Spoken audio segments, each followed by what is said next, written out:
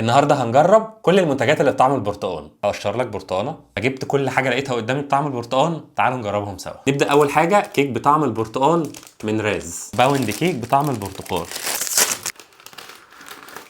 ده باوند كيك حجمها حلو بصراحه، وانا بصراحه كنت متوقعها تبقى فانيليا مش دارك كده، بس هي من جوه فانيليا عادي. ريحه البرتقال حلوه قوي، حته كده. بسم الله. كيكه طريه جدا حلوه قوي، مش كيكه برتقال يعني، عشان في فرق. هي فيها طعم برتقال وطعم حلو كمان قوي، جنب شاي الصبح بالليل في الشتاء بتاع حلو. بعد كده معانا ويفر تورين بطعم البرتقال.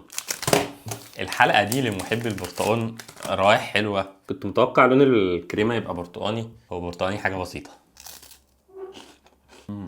طعم البرتقال في الاخر كده قوي جدا في بقك. الويفرايه نفسها كمان ايه، حلوه مقرمشه. كنا جربنا منها طعم قبل كده، التورين دي، وكانت حلوه عظيم. كمان حلوه ان هي مش مسكره قوي. ناخد حاجه نبلع بيها. اجا نكتار برتقال. واجا دي من شركات العصير القديمه العريقه يعني في مصر، من 1982 بدون مواد حافظه. ده شكله كده ميكس ما بين عصير البرتقال الطبيعي اللي هو بيبقى مر سنه ده، والعصير اللي فيه سكر، وحاجه كده ايه، حتى في ملمسه ميكس ما بين الاتنين. في الافتر تيست سنة طعم قمر الدين كده، بس اوفر اول يعني طعمه حلو، يعني تحسه منعش كده. سميه زي ما تسميه، ده ديما بطعم البرتقال، ديما كريما سيركلز. وديما ده سعودي، لبان شويه بصراحه. هو مكسر سيكا، معرفش ده مني ولا من التخزين ولا من ايه، بس هي شبه الاوريو من هنا، كريمه برتقال في النص. بسم الله. هي مسكره شويه، طعم كريمه البرتقال رايح شويه ناحيه لبان، حاجه زي كده.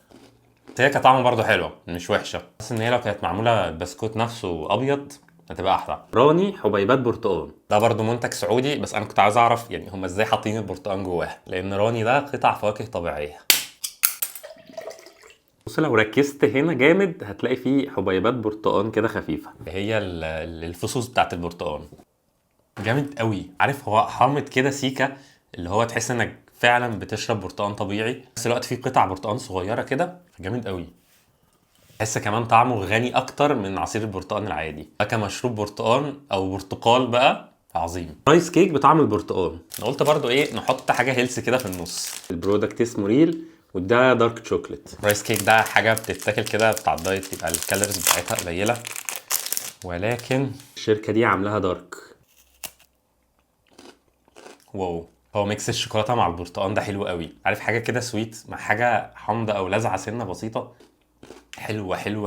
هو انا اصلا من محبين الرايس كيك، بس دايما جايبها ساده، بس ده اوبشن حلو غالبا هعتمده الفتره الجايه. دي شوكولاته بطعم البرتقال من بريدفاست، دي دارك شوكليت برضو، شوكولاته بلجيكيه 70% دارك، برتقال خاليه من الجلوتين. طالما الرايس كيك عجبتني غالبا دي هتطلع حلوه برضو. مش فاكر دي بكام، بس هي لي كانت كسره ال 100 جنيه. ده شكلها كده مكعبات. ناخد حته كده صغننه، ريحتها حلوه. بسم الله.